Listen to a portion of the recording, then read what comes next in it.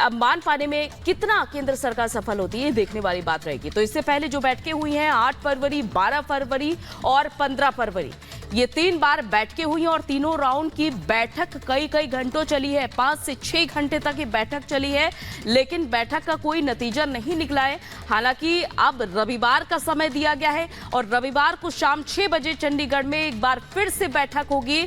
हालांकि अभी तक किसान की ओर से कहा गया है कि अब हम 3 मांगे रख रहे हैं सरकार के सामने और इन मांगों को भी अगर नहीं सुना जाता है तो हमारा आंदोलन जारी रहेगा। अगर इन मांगों को सुन लिया जाता है तो आंदोलन खत्म कर दिया जाएगा। एक और बड़ी खबर सामने आ रही, किसानों ने आज बुलाया भारत बंद। भारत बंद में व्यापार संघ शामिल नहीं होगा। तो भारत बंद बुलाया है किसानों ने, लेकिन व्यापार संघ शामिल नहीं होगा। जाहिर तौर पर हम देख पा रहे हैं जैसा कि बॉर्डर पर जिस तरीके से किसानों ने अपने आंदोलन का ऐलान किया, उसके बाद से जो पहिए हैं वो थम चुके हैं, रफ्तार थम चुकी है, यानी कि गाड़ियों की लंबी लंबी कतारें लगना शुरू हो चुकी है। और कल आपने रेल रोको आंदोलन का भी देखा था अंजाम, कि पंजाब में अलग अलग रेलवे रूट्स किस तरीके से बाधित हुए थे। ये किसान जहां रेलवे ट्रैक पर बैठकर हाथों में झंडे लहराते हुए अपना आंदोलन कर रहे थे, तो वही आज भारत बंद का ऐलान तो किया गया है किसानों की तरफ से, लेकिन व्यापार संघ इस भारत बंद के समर्थन में नहीं रहेगा, यानी कि शामिल नहीं होगा। तो वहीं दूसरी तरफ आपको बता देते हैं कि सुरक्षा के बेहद सख्त इंतजाम किए गए हैं। किसानों की ओर से आंदोलन का ऐलान किया गया है और साथ ही साथ भारत बंद का भी ऐलान किया गया है, लेकिन इधर सुरक्षा के सख्त इंतजाम नजर आ रहे हैं।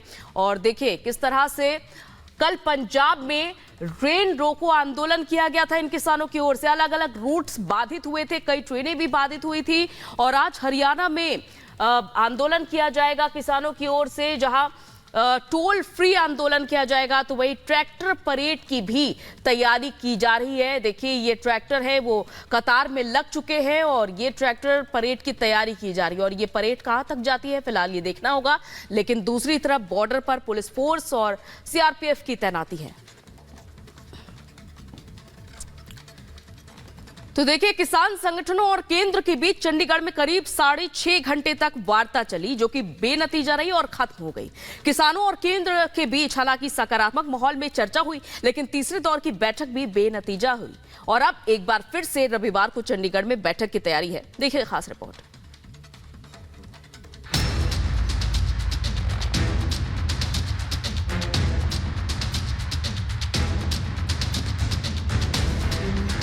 किसान और केंद्र के बीच तीसरे दौर की वार्ता भी बेनतीजा खत्म हो गई। चंडीगढ़ में 3 केंद्रीय मंत्रियों के साथ किसान नेताओं की बैठक बेनतीजा खत्म हुई। तीसरे दौर के बाद एक बार फिर चौथे दौर की बैठक की तैयारी है। चंडीगढ़ में ही रविवार को चौथे दौर की बैठक होगी। किसानों के साथ बैठक में पंजाब के सीएम भगवंत मान भी शामिल हुए। बहुत ही अच्छे माहौल में सकारात्मक चर्चा हुई है। जिन विषयों पर ध्यान आकृष्ट कराया है, संज्ञान में लेते हुए चर्चा को हमने करते हुए अगली तिथि रविवार को शाम 6 बजे के लिए फिर से आगे की चर्चा को जारी रखेंगे। हर विषय ते जानी कि हर टॉपिक ते बहुत डिटेल च गल हुई है। बहुत ही गंभीर विषयों ते नाल केंद्र सरकार नाल की हो सकता है की नहीं हो सकता विषयों ते गल हुई है। बहुत पॉजिटिव गल हुई। किसान नेताओं ने 6 घंटे से ज्यादा चली बैठक में सरकार के सामने अपनी सभी मांगों को रखा, जिन पर सकारात्मक बातचीत की गई और हिंसा से बचने पर दोनों पक्षों ने जोर दिया। विस्तार नाल चर्चा होने तो बाद सरकार ने यह कहा कि ये जिहड़े मुद्दे तुसीं साडे नाल साझे कीते, खास करके MSP वगैरह, डॉक्टर स्वामीनाथन की रिपोर्ट, किसानों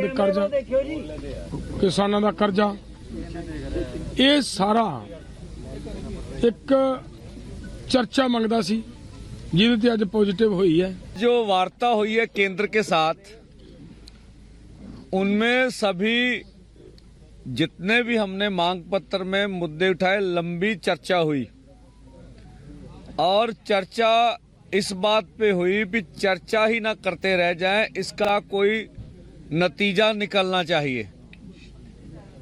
तो उन्होंने कहा भी हमें समय चाहिए, हम अपनी बात कोई हवा में करना नहीं चाहते। केंद्र के साथ बैठक में किसान नेता एमएसपी गारंटी कानून की अपनी मांग पर अड़े रहे। किसान नेताओं ने बल प्रयोग को लेकर भी सरकार के सामने अपनी बातें रखी और ड्रोन से आंसू गैस के गोले छोड़ने पर ऐतराज जताया। किसान नेताओं ने टकराव से बचने और शांति से मामले का हल निकालने की केंद्र से गुजारिश की। यूनियन मिनिस्टर्स ने ये कन्विंस किया कि 2 ही दिन में उस चीज का ड्राफ्ट नहीं तैयार हो सकता, लेकिन दूसरी तरफ किसान कहते हैं कि तब तक आंदोलन जारी रहेगा जब तक ये एमएसपी गारंटी कानून का ड्राफ्ट तैयार नहीं होता है। और भी मुद्दों पे चर्चा हुई, हर मुद्दे पे सहमति बनी, लेकिन एमएसपी की गारंटी का कानून जो है वो मुद्दा मेन रहा। और दूसरी तरफ किसान ये कहते हैं कि संडे तक, यानी कि संडे जबकि चौथे दौर की जिस दिन बैठक होगी, तब तक ये शांतिपूर्ण आंदोलन शंभू बॉर्डर पे इसी तरह चलेगा। वहीं आज किसान संगठनों ने भारत बंद का भी ऐलान किया है। भारत बंद के ऐलान को देखते हुए सुरक्षा के कड़े इंतजाम किए गए हैं। कल पंजाब में किसानों ने रेल रोकी, तो वहीं आज हरियाणा में 3 घंटे के लिए सभी टोल को फ्री करने और कल ट्रैक्टर परेड को निकालने की तैयारी है।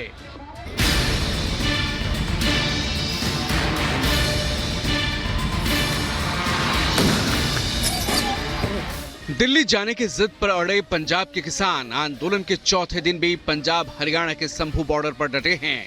हरियाणा पुलिस ने पैरामिलिट्री फोर्सेस की मदद से 7 लेयर बैरिकेडिंग और आंसू गैस के गोले दागकर इन्हें रोका हुआ है।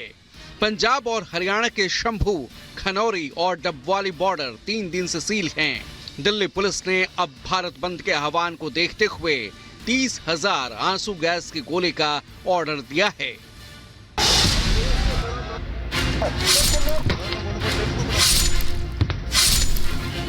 जैसे जैसे समय आगे बढ़ रहा है, वैसे वैसे इस आंदोलन के पीछे का पॉलिटिकल एजेंडा भी साफ होता जा रहा है। बीजेपी लगातार पंजाब सरकार पर आरोप लगा रही है। हरियाणा के सीएम मनोहर लाल खट्टर ने पंजाब सरकार पर गंभीर आरोप लगाए हैं।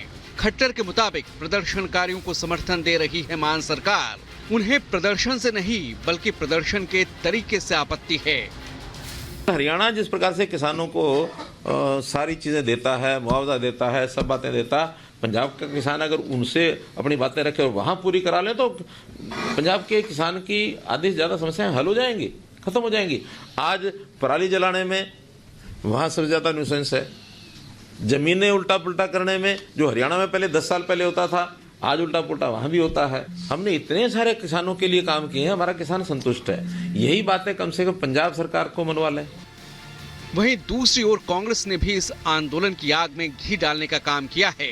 आंदोलन का समर्थन करते हुए कांग्रेस नेता अशोक गहलोत इसे सरकार की सबसे बड़ी विफलता बता रहे हैं। मतलब साफ है कि ऐसे राजनीतिक दल इस आंदोलन के जरिए किसानों के कंधों पर बंदूक रखकर सरकार को निशाना बना रहे हैं। भारत सरकार की बहुत बड़ी फेलियर है। आजादी के बाद में मैंने कभी देखा नहीं इतना लंबा किसानों का संघर्ष हो, 700 किसान मारे जाए, सरकार को झुकना पड़े, झुक करके उसको रोक दिया गया उस वक्त में। क्या साल भर में इनको मतलब इतना वक्त नहीं मिला उनसे बातचीत करके कोई रास्ता निकालते, दोबारा उनको बेचारों को सड़कों पर नहीं आना पड़ता। अल्टीमेटली किसानों को न्याय मिल के रहेगा। कांग्रेस